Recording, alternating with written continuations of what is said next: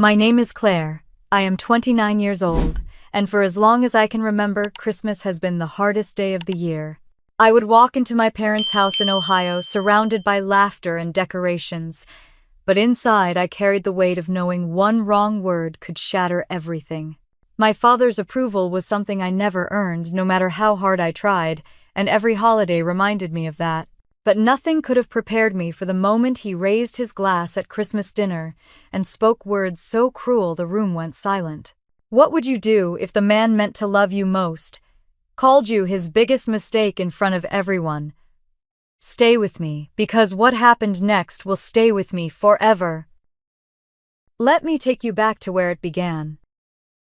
The scent of roasted turkey and cinnamon candles filled the dining room as I sat at the long oak table in my parents' house in Ohio. The tree glittered in the corner with gold ornaments, and the chatter of cousins mixed with the sound of carols playing softly from the old stereo. For a moment I let myself imagine this Christmas would be different, that maybe we could just have one evening of peace. Michael sat beside me, his hand resting gently on my knee under the table, and I tried to draw strength from his quiet presence. David, my father, sat at the head of the table with his glass of red wine.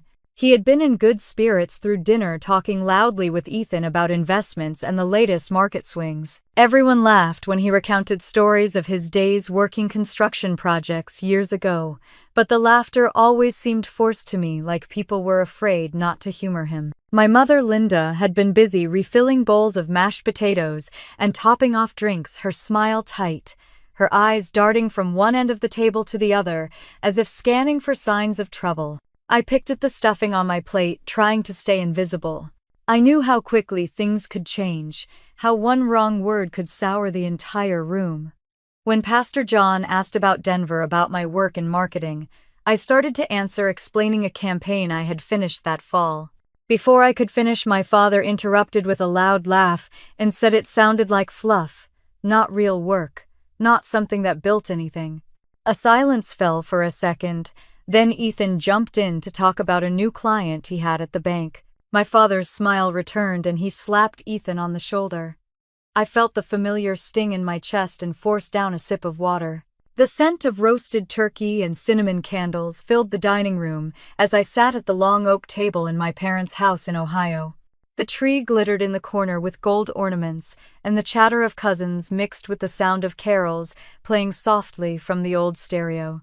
For a moment I let myself imagine this Christmas would be different, that maybe we could just have one evening of peace. Michael sat beside me, his hand resting gently on my knee under the table, and I tried to draw strength from his quiet presence. David, my father, sat at the head of the table with his glass of red wine. He had been in good spirits through dinner, talking loudly with Ethan about investments and the latest market swings. Everyone laughed when he recounted stories of his days working construction projects years ago, but the laughter always seemed forced to me, like people were afraid not to humor him. My mother, Linda, had been busy refilling bowls of mashed potatoes and topping off drinks, her smile tight, her eyes darting from one end of the table to the other, as if scanning for signs of trouble. I picked at the stuffing on my plate, trying to stay invisible. I knew how quickly things could change, how one wrong word could sour the entire room. When Pastor John asked about Denver, about my work in marketing, I started to answer, explaining a campaign I had finished that fall. Before I could finish, my father interrupted with a loud laugh and said it sounded like fluff, not real work, not something that built anything. A silence fell for a second. Then Ethan jumped in to talk about a new client he had at the bank. My father's smile returned and he slapped Ethan on the shoulder. I felt the familiar sting in my chest and forced down a sip of water. Dessert plates were cleared away, and the hum of conversation quieted as David rose from his chair, wineglass in hand. The room hushed instinctively. He loved these moments, standing above everyone, commanding attention. The fire cracked in the fireplace, and shadows flickered across his face as he looked slowly around the table. For a moment his eyes lingered on me, and I felt my stomach twist. I braced myself for some remark about Ethan's success, maybe another jab at me, but what came was sharper than anything he had ever dared to say before. He raised his glass slightly, his voice carrying through the room.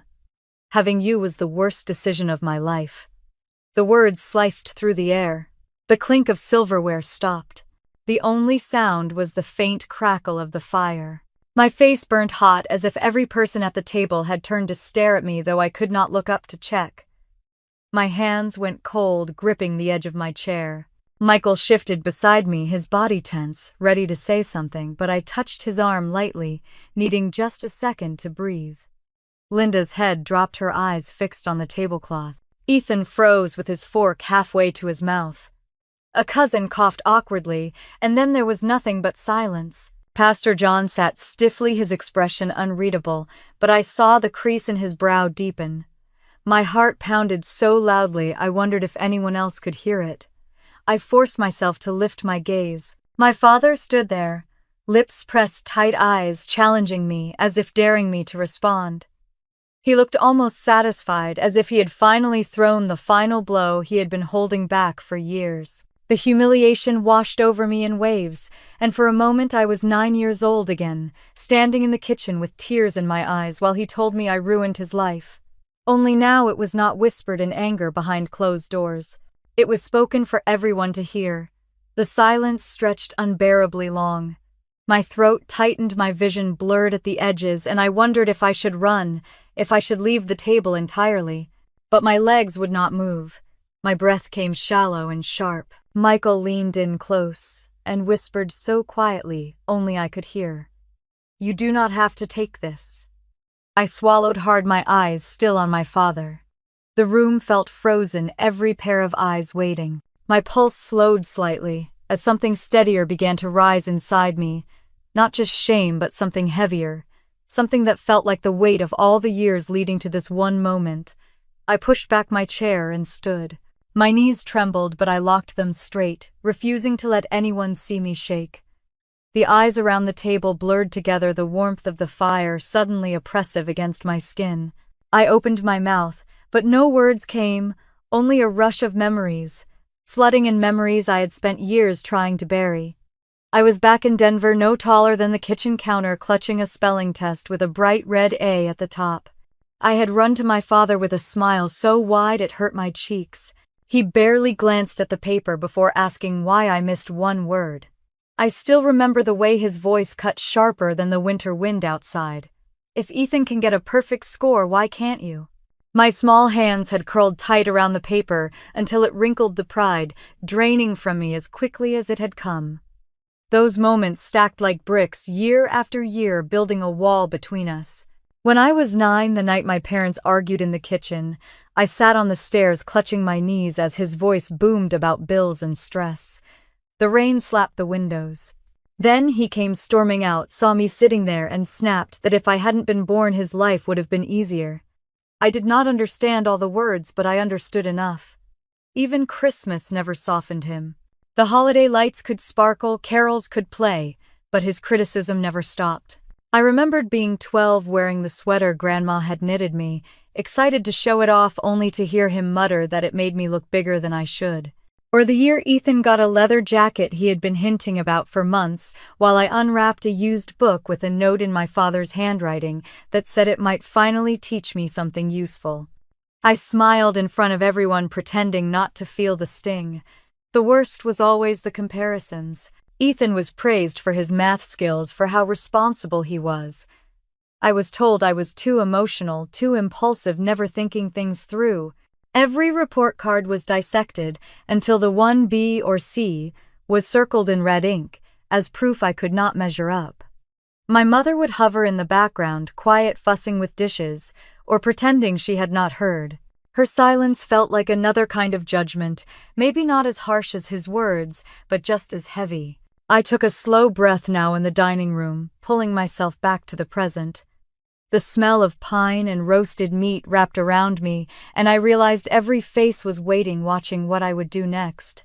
My father still stood with his glass, the corners of his mouth lifted in the faintest smirk, as if daring me to crumble in front of them all. Instead, my mind kept circling back to the years when I thought, if I tried hard enough, I could fix it. I cleaned the house without being asked, memorized multiplication tables until midnight, cooked simple dinners when Mom was too tired. I thought if I was perfect enough, maybe he would finally look at me the way he looked at Ethan.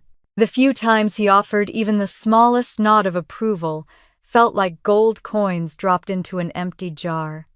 I carried those moments with me, starving for them, believing they proved there was hope. But the hope never lasted. By high school, I had learned to keep quiet at family gatherings, to hide in corners and let Ethan shine. One Christmas, I got a new dress after saving all summer from babysitting jobs. I walked into the living room with my heart racing, wanting him to notice. He barely looked up before saying it was too flashy and no decent man would take me seriously dressed like that. I ran to the bathroom, locked the door, and cried while muffled laughter floated down the hallway. The weight of those memories pressed against my chest as I stood at the table now. I could see Ethan staring at his plate, jaw tight, clearly uncomfortable but not willing to speak. My mother's hands twisted in her lap, her lips pressed together so firmly I wondered if she might cry. The cousins looked from one to another, unsure if they should pretend they had not heard what had been said. I realized something then that surprised me. The shame was still there, but it was not only mine. I could feel it shifting in the room, settling on him too, the man who had just tried to cut me down in front of everyone. The silence was no longer protecting him, it was exposing him. My chest rose and fell with steadier breaths. My voice would come soon, I thought, but for now, I let the silence stretch.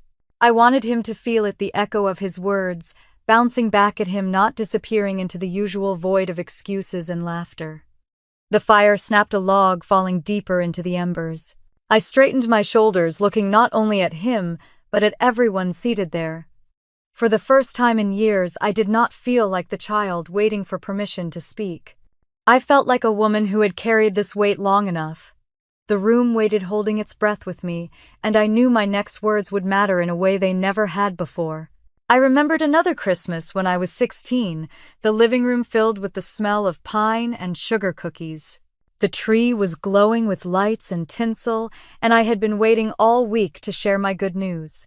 I had just been accepted into the regional academic team, something I had worked toward for months. I thought maybe this would finally make him proud. I held the envelope in my hands, cheeks burning with excitement, as I walked into the dining room where my father sat with Ethan. They were talking about football stats, their voices loud and easy, and I stood there clutching the letter until my palms were damp. I said I had made the team. He glanced at me for barely a second before turning back to Ethan and saying that sports would always matter more than trivia competitions. The words landed heavy. My mother kept pouring coffee, pretending she had not heard. Ethan shifted uncomfortably but said nothing.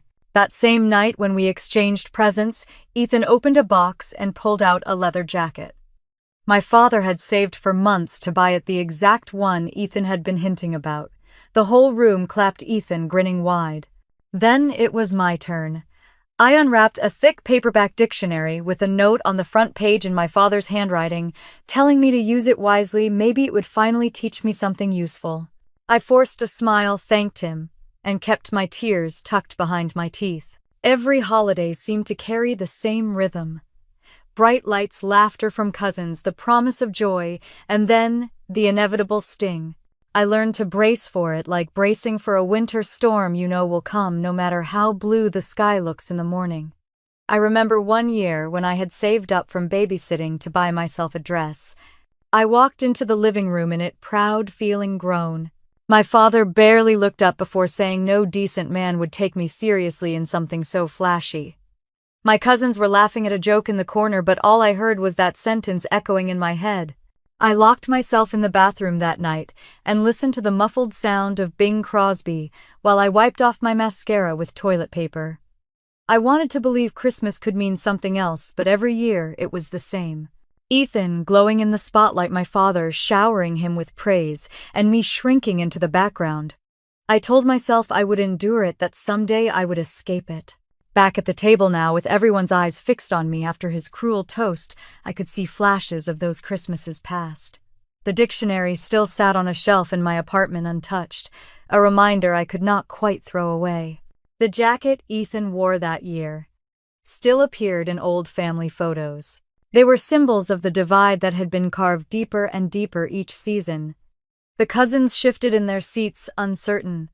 One of them fiddled with a napkin, another cleared his throat. The smell of pine garland and candle wax hung in the air as heavy as the silence. My father stood tall, though I noticed his grip on the glass had tightened, his knuckles pale. I wondered if he too remembered those Christmases, if he knew the scars he had left, or if he truly believed he had done nothing wrong. My breath slowed, and I let the memories wash through me like waves receding. I was not 16 anymore. I was not the little girl waiting for a pat on the head. I was 29, a woman with a life of my own, a man who loved me at my side, a child sleeping at home with a grandmother who adored her. My father's words could not undo that. Michael's hand brushed lightly against my arm under the table, steady, grounding me. He did not speak, but he did not need to. His eyes told me he believed in me, that he saw me as more than enough. I opened my mouth, my voice low but clear, and said his name. He blinked, startled, as if he had expected me to fold, to sit down quietly. But I stayed on my feet, the weight of those long years pressing down, and at the same time lifting me up, reminding me exactly why this moment mattered. The fire cracked loudly, startling someone at the far end of the table. I kept my eyes on him, waiting steady, knowing this time I would not be silenced. The last time I had stared at him with that kind of resolve was when I left for college.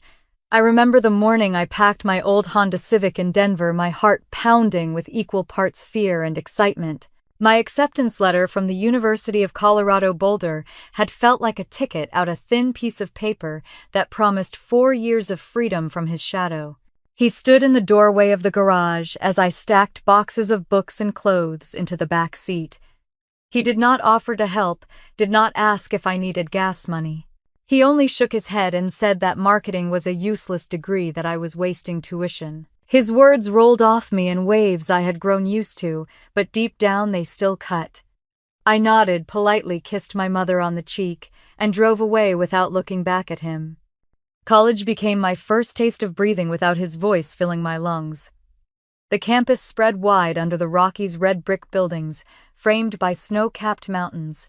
I walked across the quad the first week, feeling like maybe I had stepped into someone else's life. Nobody there knew me as the mistake. Nobody compared me to Ethan. I was simply Claire. My roommate Sarah Miller had a quick laugh and a way of making everyone feel welcome.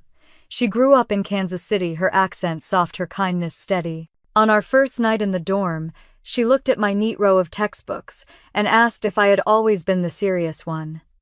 I admitted that I never felt I could be anything else. She raised her brows and said, "Then maybe it was time to try." We stayed up talking until 2 in the morning, eating popcorn from a bag and sharing stories about high school crushes and summer jobs. Sarah became my anchor. She pulled me into study groups, introduced me to friends in the nursing program, dragged me to football games, even when I claimed I had too much homework. She was the first person who noticed how small I made myself in a room, how I apologized before speaking, how I downplayed every success. One evening after I received an A on a marketing theory paper, she caught me brushing it off as luck.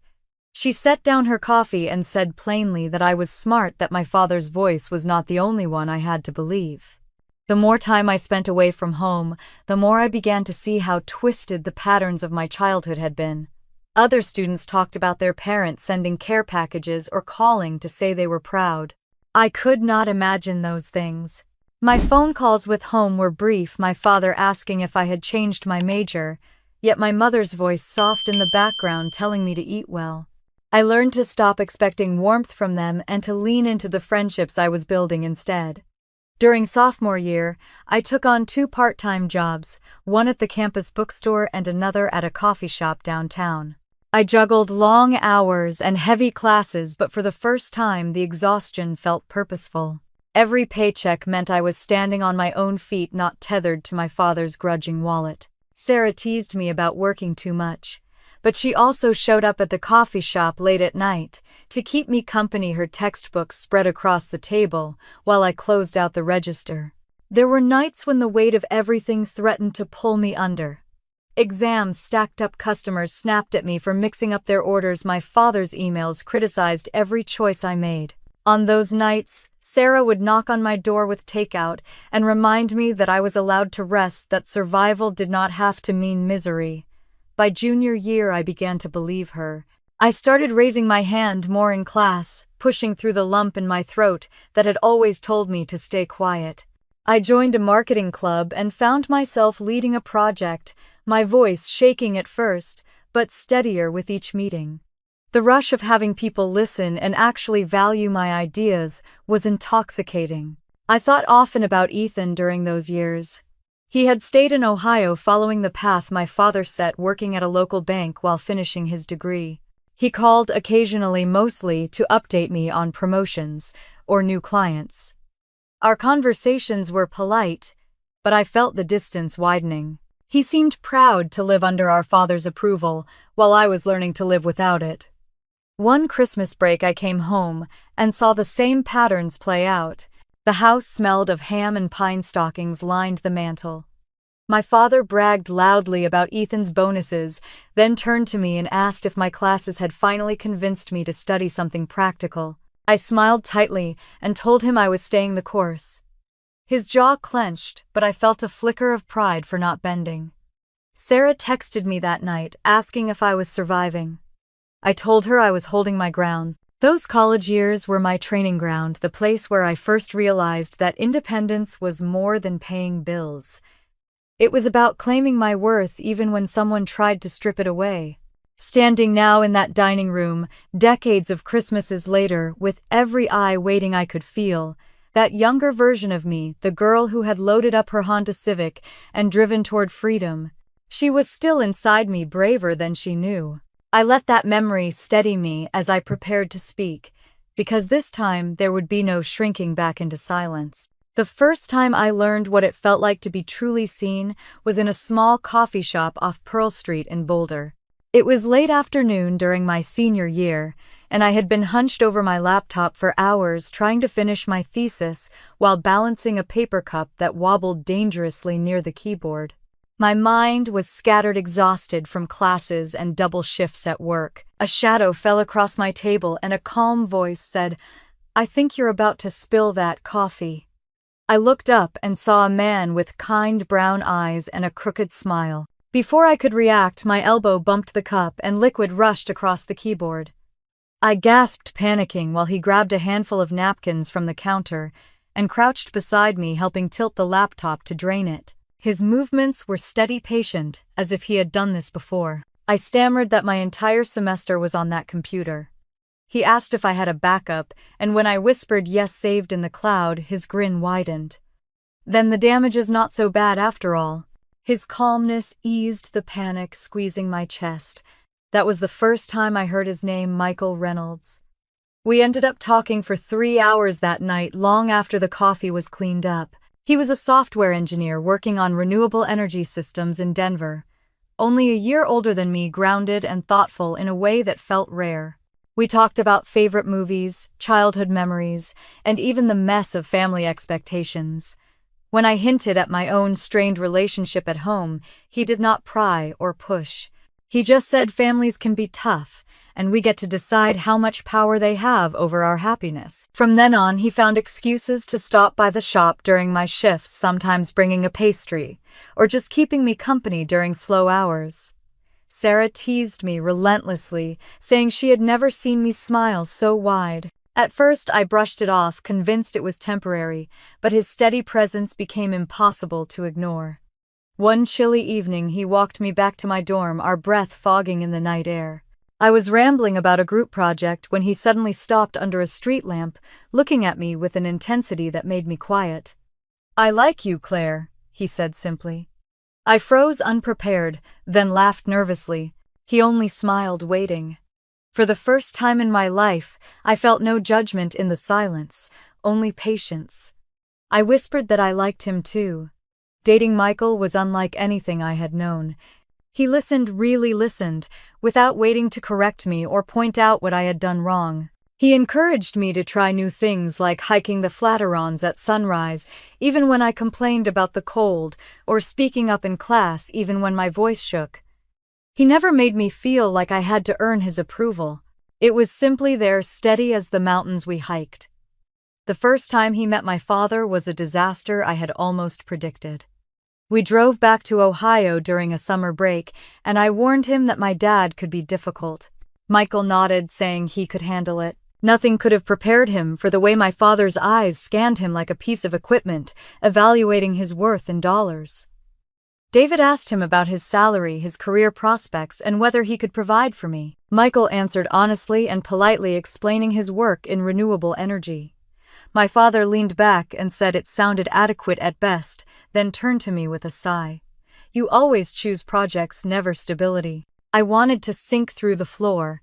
When Michael and I left that night, I apologized over and over, humiliated. He stopped me in the driveway and cupped my face in his hands. Your father's opinion of me does not define who I am, and it certainly does not change how I feel about you. I see where your self-doubt comes from, but I need you to know his blindness does not make you invisible. I cried into his chest, both from relief and fear of how deeply I wanted to believe him.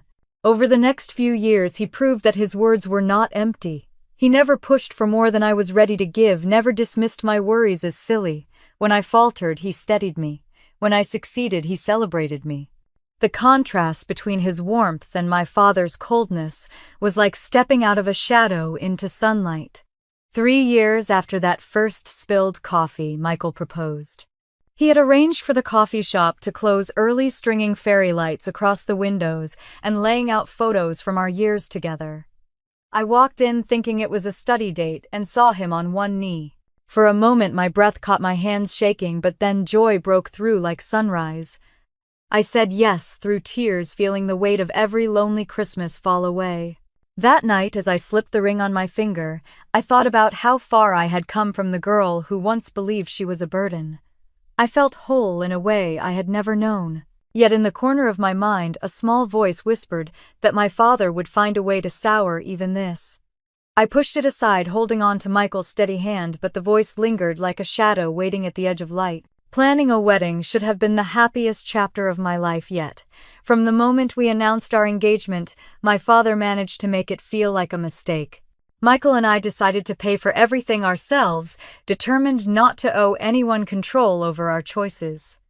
We found a venue in the foothills near Denver, a renovated barn with string lights and sweeping views of the mountains. I fell in love with it, instantly imagining our friends and family gathered there on a warm September evening.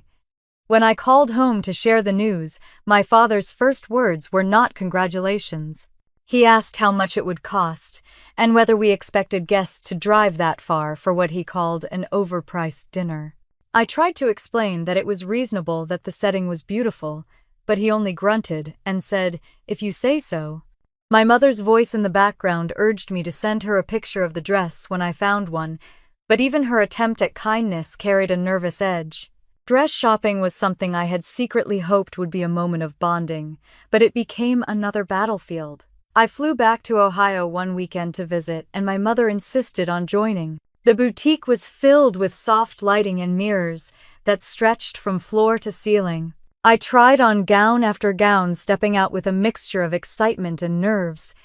Each time she found something wrong, too plain, too revealing, too tight across the shoulders. When I finally stood in front of the mirror in an A-line lace gown that made me feel like I belonged in a storybook, I caught my breath. The fabric flowed perfectly, the sleeves delicate against my skin. I turned to my mother, waiting for the smallest nod of approval. She pursed her lips and said, "Well, it is better than the others, but that neckline will draw attention to your shoulders, and you know how broad they are." The sales assistant shifted uncomfortably, pretending to arrange hangers while I fought back the sting of tears. I bought the dress anyway, promising myself that her voice would not ruin how it made me feel. Michael tried to shield me from the constant stream of criticism. He reminded me that this was our day, that no one else had to understand. Still, I found myself bending over backward to include my parents, hoping that if I valued their opinions enough, they would finally offer support. Every menu we considered was too indulgent, according to my father. Every flower arrangement looked like showing off. Even the invitations were too formal, he said, shaking his head over the font choice, as if it were a moral failing. I remember one evening sitting at the kitchen table in our apartment, surrounded by swatches of fabric and sample menus. My head pounded my chest tight with frustration.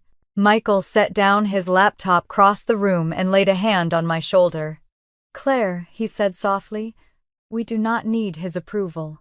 This wedding is about us."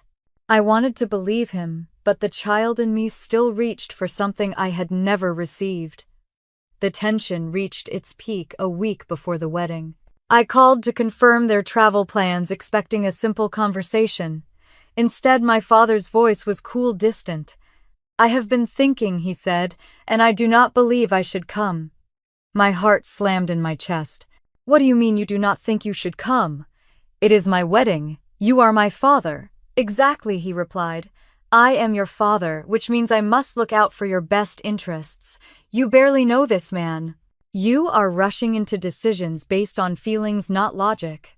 I cannot stand there and pretend to support it." The words tumbled over me like stones, and I sank onto the couch, tears streaming down my face. Michael found me there and wrapped his arms around me, while I sobbed grief and fury twisting together inside me. The next day, Sarah called him directly. She told me later she had spoken with the kind of calm firmness only she could manage. She reminded him that his absence would raise questions among every guest, that refusing to attend would reflect poorly on him, not me. She pointed out that Michael's family was eager to meet him, and his refusal would leave me humiliated.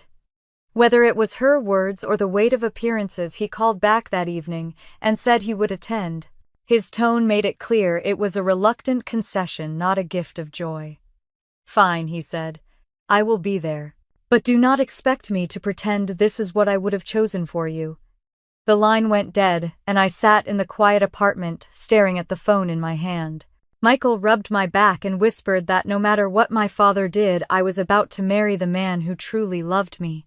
I clung to that thought, even as the shadow of my father's disapproval followed me toward the day I had always dreamed about. The summer before the wedding, my father gathered the family at the long dining table in Ohio. The air conditioner hummed against the heat outside, and pitchers of sweet tea sweated onto the tablecloth. I had flown home for a weekend visit, hoping maybe we could share a meal without tension. Ethan was already there, looking sharp in a pressed shirt, and my mother had laid out fried chicken and biscuits, as if feeding us well could soften the atmosphere. Halfway through dinner, my father cleared his throat, his voice carrying the authority he always wielded. "I have made a decision about the estate," he said, glancing at Ethan first. "This house and the savings accounts will be left to your brother. He is the one who will keep the Thompson name steady." The words fell heavy, but not unexpected. My fork hovered above my plate as I searched for air. Ethan shifted uncomfortably and muttered that it was not necessary to talk about those things now, but my father waved him off. "It is better to be clear. I want everyone to know." I stared at the wallpaper behind him, the faded blue pattern I had memorized since childhood, and tried to swallow the lump in my throat. The message was not new. For years he had made it clear who deserved his approval. Still, hearing it announced like a verdict felt like the final strike of a gavel. My mother pressed her lips together, her hands folded in her lap. She did not object, but her eyes flickered toward me, soft with guilt. No words left her mouth. That silence screamed louder than my father's proclamation. I excused myself under the pretense of getting more tea, retreating to the kitchen where I gripped the counter until my knuckles whitened. The clatter of dishes and laughter from the dining room bled through the walls. My chest ached with the old familiar weight of being the child who never measured up. Ethan followed me after a few minutes. He leaned against the doorway, his voice low. "Claire, I did not ask for that. You know I never wanted this division." I turned to him, blinking back tears, and asked why he never spoke up. He sighed, rubbing his forehead, and said, "Because it does not matter what I say, he only hears what he wants." The truth was, Ethan had lived in the warmth of our father's approval his whole life. Even if he disliked the role, he had never been frozen out the way I had. Part of me wanted to blame him, to shout that he could have refused the inheritance, but another part knew he was just as trapped in the system my father built. Later that night, Sarah called, her voice steady as always. She told me I had to set my own boundaries, that waiting for my father to change was like waiting for snow in July. She reminded me that the wedding was mine, not his, and that his choices about money or inheritance did not define my worth. I listened nodding, even though she could not see me, and realized how deeply I still longed for something my father would never give. It hurt, but it also cleared the fog. The estate, the savings, the favoritism toward Ethan, all of it was only proof that his love was transactional. What I wanted for my life could not be bought or withheld like property. The next morning at breakfast, he went on about mortgage rates and Ethan's promotion at the bank, his tone full of pride. He did not look at me once. I sipped my coffee, stared at the condensation on the window, and let the silence sit between us. When I flew back to Denver later that day, Michael picked me up at the airport. He took one look at my face and pulled me into his arms. In the car, I told him what had happened. He gripped the steering wheel tighter, his jaw set. "Claire," he said, "I know it hurts, but this only proves we need to build our own future away from all of that." I looked out at the mountains in the distance, their peaks solid against the evening sky, and felt something shift. For the first time, I understood that my father's choices could not chain me forever. I had my own life to claim, even if he refused to see it. Still, the sting of that dinner stayed with me, another scar layered on top of years of wounds. It reminded me that when Christmas came again, the tension at the table would not just be about my marriage. It would be about decades of favoritism, of silence, of decisions made without me. As the plane of memory landed back into the present, I realized that every slight, every inheritance talk, every cutting remark had been preparing me for the moment I now faced. The fire in the dining room crackled, and I steadied my breath, ready to finally meet him head-on. The Christmas table had never felt so heavy. The smell of roasted turkey and cloves hung in the air, but nobody reached for their plates. My father's words lingered like smoke, impossible to clear. Ethan shifted in his chair, his fork clinking against the plate, though he was not eating. My mother stared at her napkin, twisting it between her fingers until it tore. I looked at my father, his glass still lifted, his expression cool, as if nothing unusual had been said. The defiance in his eyes told me he expected silence, the same silence I had given him for nearly 30 years. But the weight of every slight, every Christmas overshadowed by his comparisons, every decision that erased me, all pressed against my chest until the words burned at the back of my throat. Before I spoke, I noticed Michael's hand resting gently on the table, palm up, as if inviting me to take it. I let my fingers brush his for just a second, enough to gather strength. Then I rose to my feet. Chairs creaked, cousins looked away, and Pastor John leaned forward, his brow furrowed. I heard myself say his name, steady but sharp. The sound startled me because it did not tremble. I told him that if he believed I was the worst decision of his life, then perhaps that said more about him than it did about me. His smirk faltered, and the room seemed to lean closer. I reminded him of all the years I had tried to please him, how I had studied until dawn, taken jobs to lighten the load-cooked dinners when Mom was too tired, all in the hope of earning even a fraction of pride.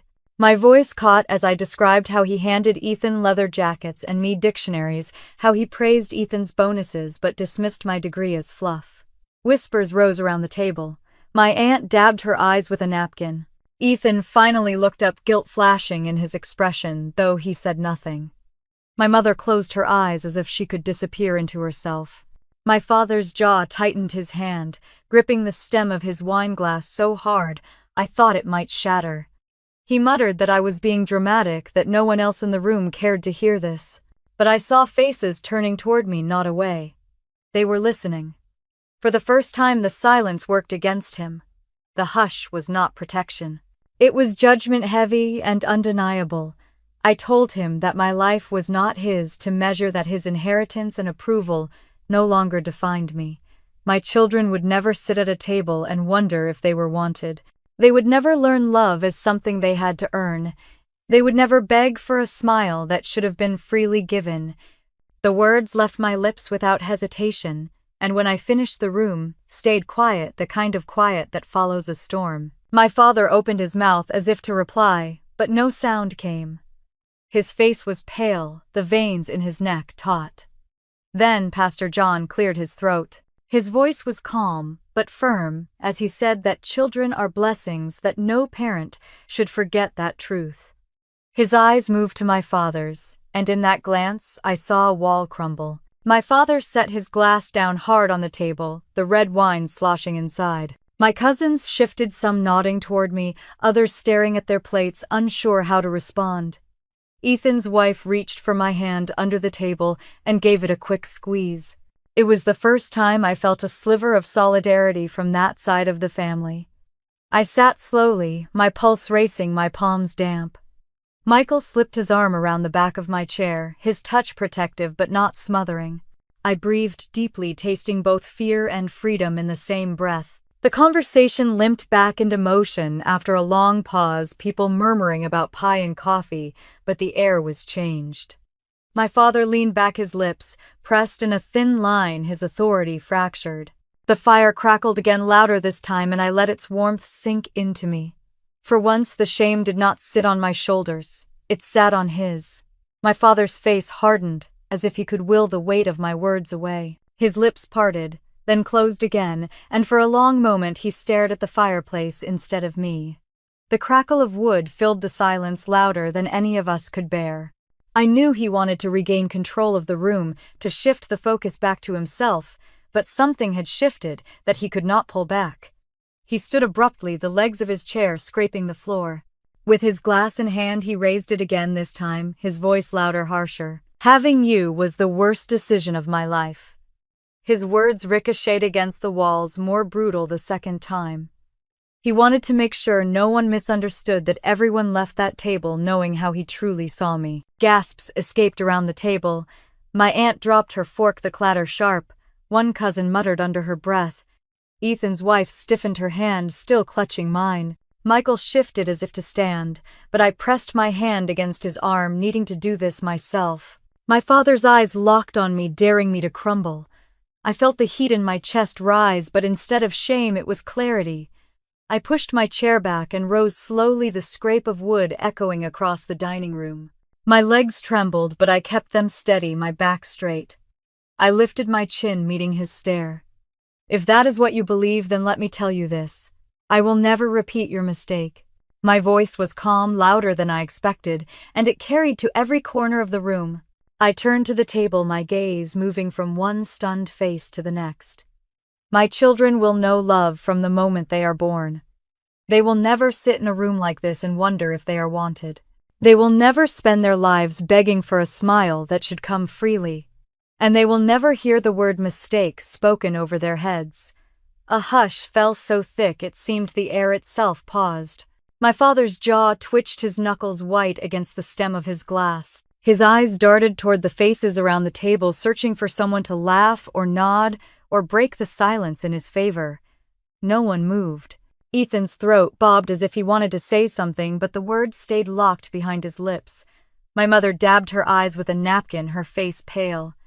Pastor John leaned forward, his voice low but firm. No father should speak of his child that way. He said nothing else, but the weight of his words hung heavy. Then came the sound of applause, soft at first, from Michael's side of the table. His parents clapped slowly, then his sister joined, and within moments the cousins were clapping too. Chairs scraped, people stood, and the room filled with the sound of hands meeting in approval and solidarity. Tears blurred my vision as I realized the tide had turned. My father froze, his expression shifting from rage to confusion to something that looked almost like fear. He lowered his glass and set it on the table with a dull thud. His voice cracked as he tried to recover. "You are being ungrateful, Claire. Everything I have done has been for this family." I shook my head, my voice steady. "Number, everything you have done has been for control, and tonight you lost it." The clapping grew louder, some guests even cheering softly. My cousins whispered to one another, nodding at me with wide eyes. One of them mouthed the word brave. My father's face flushed red, creeping up his neck. He tried to speak again, but his words drowned beneath the swell of voices supporting me. Linda finally looked up, her voice trembling. "David, enough." She had never challenged him in front of others before, and the shock on his face was almost comical. He opened his mouth but shut it again, his hands curling into fists on the table. I felt Michael's arm slip gently around my waist as he rose to stand beside me. His presence was solid, grounding me even as adrenaline rushed through my veins. His mother approached and wrapped her arms around me, whispering into my ear, "You are the daughter we always prayed for." My father's chair scraped again as he tried to leave the table, but the room no longer belonged to him. The applause faded into murmurs of comfort and support directed at me. Cousins asked if I was all right. Aunts touched my shoulder. Ethan stared at me with guilt etched across his face. The man who had ruled with silence and fear now stood exposed, his cruelty laid bare for everyone to see. He looked smaller than I had ever seen him, hunched slightly, his eyes darting as if searching for a way to reclaim dignity. There was none left to grasp. I sat back down slowly, Michael's hands still in mine, my chest rising and falling with steady breaths. The warmth of solidarity in that room wrapped around me like a blanket. For the first time at a Thompson family Christmas, the weight was not mine to carry. The meal resumed, though quieter, more thoughtful. Conversations turned to safe topics, pies were sliced, coffee poured. But beneath it all lingered the echo of my words and his two truths colliding in the open. My father remained in his chair, shoulders stiff, his fork moving without appetite. He avoided my eyes, avoided everyone's eyes. The authority he once commanded had slipped through his fingers, and everyone at the table had seen it happen. I sipped my coffee slowly, letting the warmth spread through me, and felt the shift inside. I was no longer the girl begging for scraps of approval. I was a woman who had stood up, spoken truth, and been heard. The fire burned low, the plates cleared, and though the evening stumbled forward, nothing would ever be the same again. I could feel my pulse slowing as I placed my cup back on the saucer.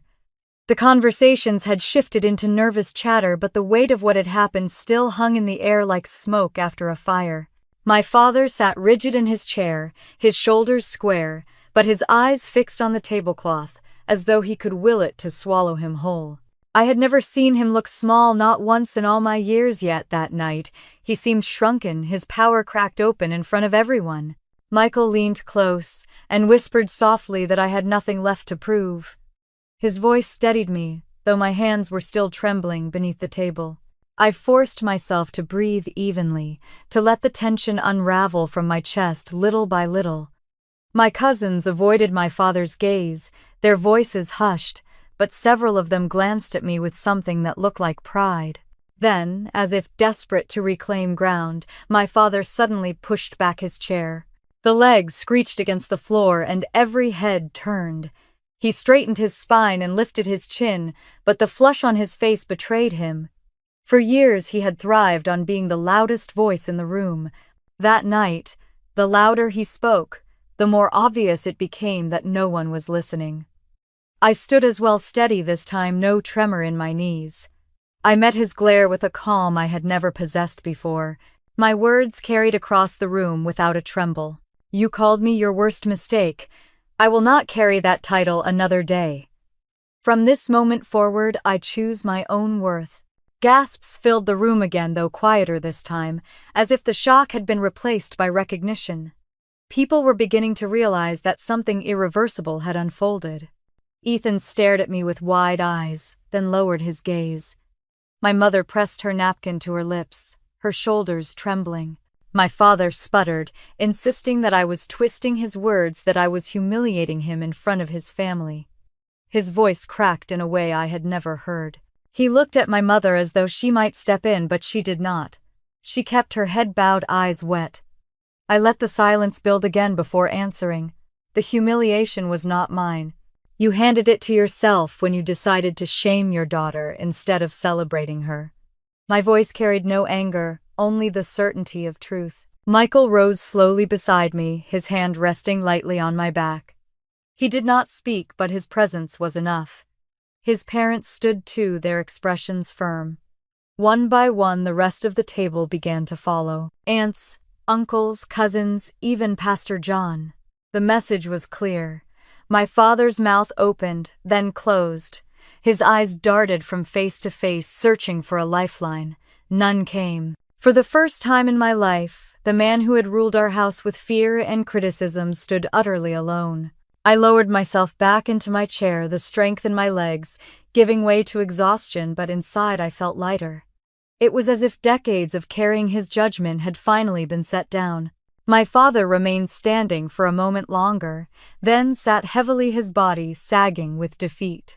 The rest of the evening played out in quiet, the clinking of silverware and the rustle of napkins filling the silence where laughter usually lived. Coffee was poured, slices of pie served, but the air remained changed. I watched him from the corner of my eye, his fork pushing crumbs around his plate without appetite. When it was time to leave, Michael helped me into my coat and kissed my temple. His parents embraced me, whispering how proud they were. Ethan lingered awkwardly near the doorway, then finally said in a low voice that he was sorry. I nodded, not ready to untangle his role in the years of silence, but not dismissing him either. My father stayed in his chair as people gathered their coats, offering no words, no goodbyes. His glass sat empty beside him, his hands folded tightly in his lap. For once he had no final say. As we stepped out into the cold December night, the snow crunched beneath our boots. The air was crisp and sharp, but I felt as though I could finally breathe freely. Michael took my hand in his and squeezed, and I knew something had shifted forever inside me. The headlights of our car lit the driveway, and behind us the house stood silent. I climbed into the passenger seat, leaning back as the heat began to hum through the vents. My chest rose and fell with a steady rhythm, and for the first time in years, I did not feel the urge to look back. The road stretched ahead, dark and quiet, and with each mile I felt the weight of that dining room fall further behind me. My father's words no longer echoed inside my chest. My own voice had drowned them out, and it was my voice that would carry forward. Word of what had happened spread faster than I expected. By the next morning, my phone buzzed with messages from relatives and even people from church back in Ohio. Some were short notes of support, others, longer messages filled with their own stories of being silenced by parents or spouses. One cousin wrote that she had never seen anyone stand up to my father like that it felt like a weight had been lifted for all of them. When Aunt Marlene called, her voice carried both pride and sorrow. "Claire," she said, "you did what many of us have wanted to do for years. People at church are talking. They cannot believe he said those words to you in front of everyone." She paused, then added quietly, "He is paying for it already." I asked what she meant, and she explained that several members of his men's group at church had confronted him that morning. They told him outright that no father should speak of his daughter as a mistake. According to her, he tried to defend himself, claiming I had twisted his meaning, but no one seemed convinced. By Sunday, his name had been pulled from the list of volunteers for an upcoming fundraiser, and whispers circled about removing him from the church council entirely. Michael listened as I relayed the conversation. He shook his head, a sad smile touching his lips. "Karma does not always come fast," he said, "but when it does, it is hard to ignore." Back in Denver, life moved forward, but the undercurrent of what happened at Christmas lingered.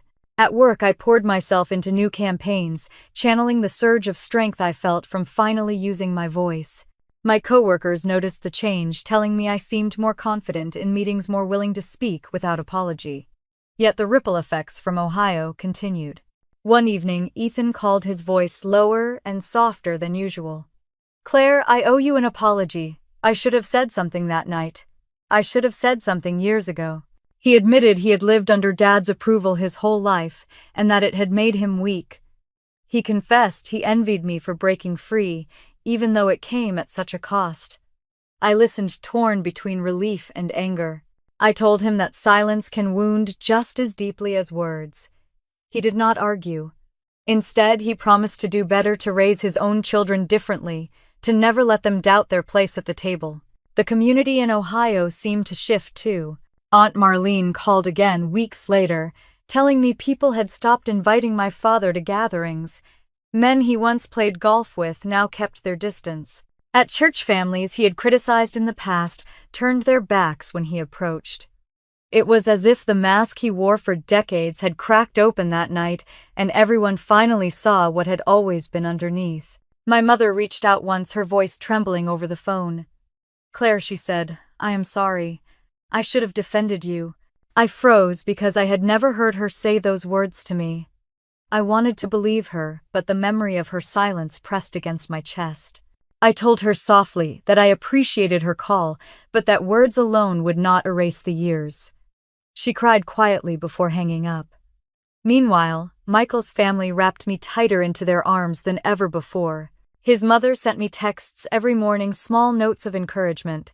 His father called me daughter when we visited. At Sunday, dinners in their Denver home, laughter filled the air without the sharp edges I had grown up with. It was a balm I had not realized how much I needed. The biggest change came when Pastor John himself sent me a letter. In neat handwriting, he wrote that my courage had given others in the community strength to confront long-standing wounds in their own families. He thanked me for speaking truth, in a room where silence had reigned too long. I read that letter 3 times, tears spilling each time.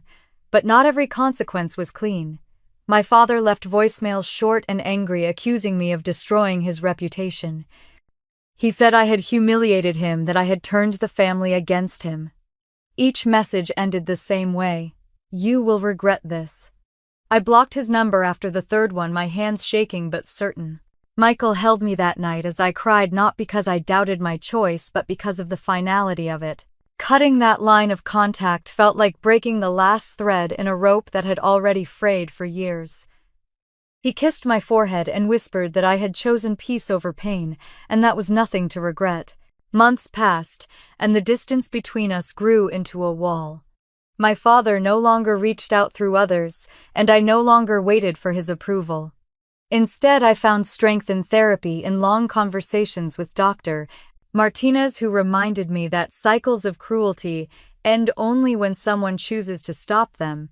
As spring turned to summer, I looked at Michael across the dinner table in our Denver apartment and realized something simple yet profound. My father's voice no longer dictated my worth. For the first time in my life, the space inside me felt quiet, steady, and free. And though the past still lingered like scars, I knew I had already begun writing a new story. One my children would inherit not as a burden, but as a legacy of love. A year after that Christmas dinner, I stood in the backyard of our little house in Denver, watching my daughter toddle through the grass with a toy rabbit clutched in her small hands. The spring sun warmed my face, and for the first time in decades I felt peace sink into my bones. Michael was on the porch fixing the railing, humming under his breath, and our golden retriever lay sprawled in the shade, tail thumping lazily. The scene was ordinary, but to me it felt extraordinary. It was everything I had ever wanted. We hosted Sunday dinners, often filling the house with the smell of pot roast and cornbread, the laughter of friends, and the kind of easy conversation I never knew growing up. Michael's parents came by almost every week, bringing casseroles and flowers, and they spoiled our daughter with knitted blankets and bedtime books. The warmth they showed me never faded, and each time I watched them with her, I felt the sting of what I had missed with my own father. But the sting softened when I realized I had chosen a new path, a new family dynamic that was healthier and kinder. Sometimes, though, the past tried to creep back in. Aunt Marlene would call and tell me how isolated my father had become, how his old friends kept their distance, how even the church no longer trusted him with leadership roles. She said he seemed angrier than ever, muttering about betrayal, but also lonely. I listened politely, thanked her for the update, and then went back to reading bedtime stories to my daughter. I did not gloat, and I did not grieve. I simply let it be. His loneliness was the natural consequence of the seeds he had planted for decades. Ethan reached out more often after that night. He visited Denver once with his wife and kids, and we shared coffee at my kitchen table, while our children played on the floor. He admitted that watching me stand up at Christmas had opened his eyes to how deeply silence could wound. He promised he was trying to be a better father, a better husband, a better brother. I believed him not because of his words, but because of the way he looked at his own son, patient and attentive in a way my father never was. It was proof that cycles can be broken. My mother called a few more times, her voice still tentative, sometimes offering small apologies, sometimes just asking about her granddaughter. I kept the conversations polite but brief. I did not cut her off entirely, but I no longer leaned on her for comfort or recognition. That shift alone felt like freedom. Therapy became a cornerstone of my healing. Dr. Martinez reminded me that strength does not mean carrying everything without faltering. Strength is setting boundaries and allowing yourself to rest in the life you have built. For years, I had thought my father's cruelty was proof of my failure. Now I understood it was proof of his brokenness, and I no longer carried that on my back. By the time my daughter turned 2, I felt lighter. We celebrated with balloons in the backyard, neighbors and friends gathering with cake and laughter. As I held her while everyone sang, I realized the story of my life had shifted.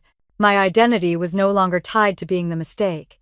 I was a mother, a wife, a friend, a woman who had survived and chosen love over bitterness. I still remembered that night in Ohio, vividly, the firelight flickering the silence, cracking open the words I had spoken that finally freed me. For so long I thought confrontation would destroy me. Instead, it rebuilt me. It taught me that dignity can stand in the face of cruelty, and that truth spoken plainly can break chains generations old. Every Christmas since then has been different. We hang lights on the porch, bake cookies with too many sprinkles, and invite people who make us feel seen and cherished. My daughter helps me stir the batter with messy hands, and Michael reads her The Night Before Christmas by the tree. There is no tension, no biting remarks, no walking on eggshells. There is only joy, gratitude, and peace. When I think about my father now, I no longer feel the ache of longing. I feel a quiet distance, like looking at a closed door you no longer need to open. His voice does not echo in my head anymore. My voice does. And it tells me I am enough, I am loved, and I am free. If you are listening to this story and you have ever been told you are less or felt unwanted by the people who should have loved you most, I hope you remember this. Their words do not define you. Their choices do not determine your worth. You have the power to choose differently, to speak up, to build a life that is rooted in love instead of fear. I shared my story because I know so many of us carry scars from families that were supposed to protect us. If this resonated with you, I would love to hear your thoughts in the comments. Share your experiences, your reflections, or simply where you are listening from. Do not forget to like this video and subscribe so we can keep telling stories that remind us of the strength we all carry inside. Thank you for being here with me, and until next time, choose kindness, especially toward yourself.